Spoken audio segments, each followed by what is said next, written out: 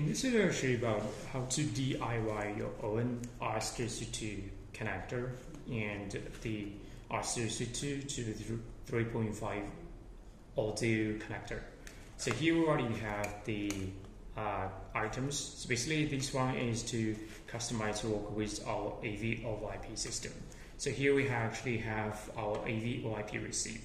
So on the receiver, basically you can see here we got a 3-pin phonics connector, which is for the audio embedded, and here we got another 3.5 3-pin phonics connector, which is for the RS232, and this is the 3-pin phonics connector, and we will have to prepare one of these screwdriver, so we can just use this one to make sure we got the wire connect tightly. And this one is for the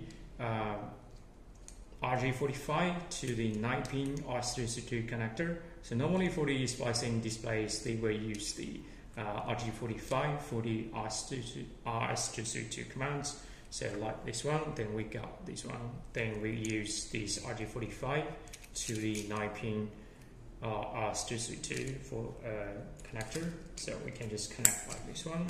So first we're going to introduce about the 3-pin phonics connector to the RS232 9-pin. So basically we can see here we actually only need 3-pin is the TX, RX and the ground.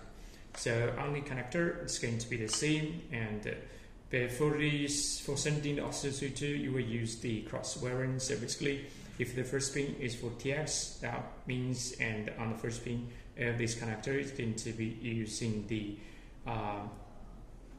RX, and the second one is going to be RX here, then this one is going to be the TX, and the last one, the third one, is the ground. It's going to be the same.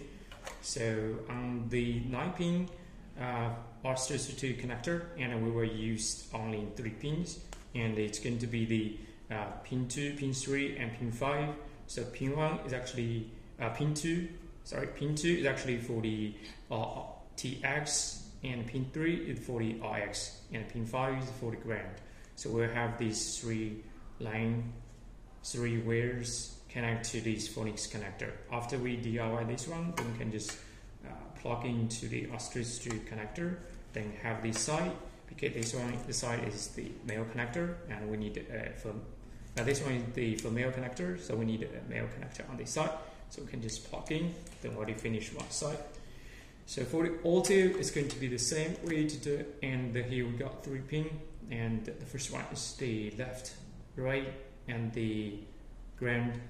So it's going to be the same. We do here is going to use the left, right, and ground. Then this side is the 3.5 audio jack. Then we can have this one DIY. Then we can just plug into the audio connector. Then we have this side is connected to the 3.5 audio jack. And we finished our DIY connectors for the RS232 and also the audio. Okay, thank you.